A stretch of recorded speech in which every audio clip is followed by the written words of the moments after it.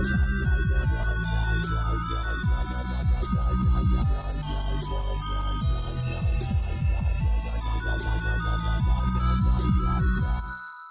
up everybody, my name's Jimmy and it's time to shuffle and cut with a fresh build. This is Black-White Vampires and Rivals of Ixalan Standard. Before we get started, smash that like button. Also subscribe and hit that bell icon so you don't miss anything from Mindsculpting MtG.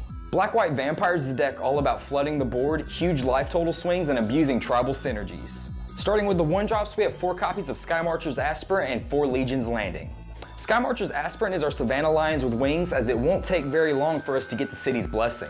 Although technically not a creature, Legion's Landing does come into play with a 1/1 vampire creature token with lifelink. Then, when you attack with 3 or more creatures, it transforms into Adanto the First Fort.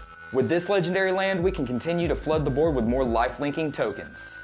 In the 2-drop slot, we're playing 4 Adanto Vanguard and 4 Dusk Legion Zealot. Adanto Vanguard hits hard and fast and is very difficult to deal with, as you can pay 4 life to give it indestructible.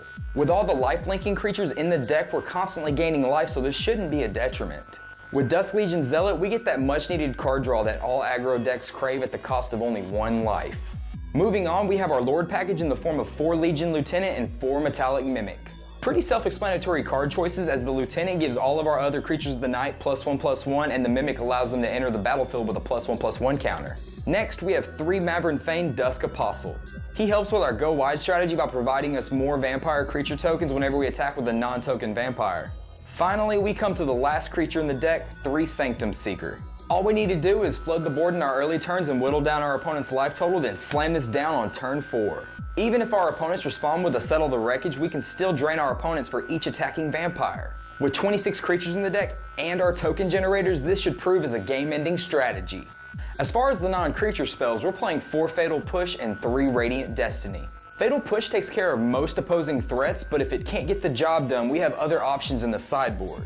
Radiant Destiny is another Anthem effect that is much harder to remove. Plus, with our strategy, it's so easy to get the city's blessing before this even comes down, and we can give all of our creatures vigilance.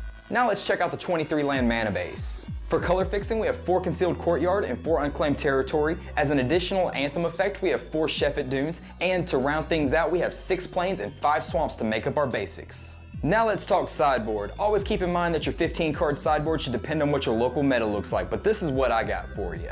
Against control, swap out those Fatal Push for Duress. We need to take a sneak peek at their hand and find out what they have in store for us, plus this helps us get any answers they might have out of their hands so we can succeed. For red aggro matchups, we have 3 Baffling End and 2 Cast Out to remove any Earthshaker Kenra, Scrap Heap Scrounger, or Hazoret from the game. Also, Cast Out takes care of any opposing Scarab God that we might encounter as well. Against Godpharaoh's Gift, we have 2 Forsake the Worldly and 2 Dusk to Dawn to take care of the namesake of the deck and its legion of 4/4 tokens. Finally, against mirror matchups and other token strategies, we have 2 copies of Authority of the Consuls to keep them from effectively deploying their token army and help us stay in the game with more life gain. That's all for today. Let me know what you think about Black-White Vampires in the comments section below. Also, let me know about the decks you would like to see in future videos.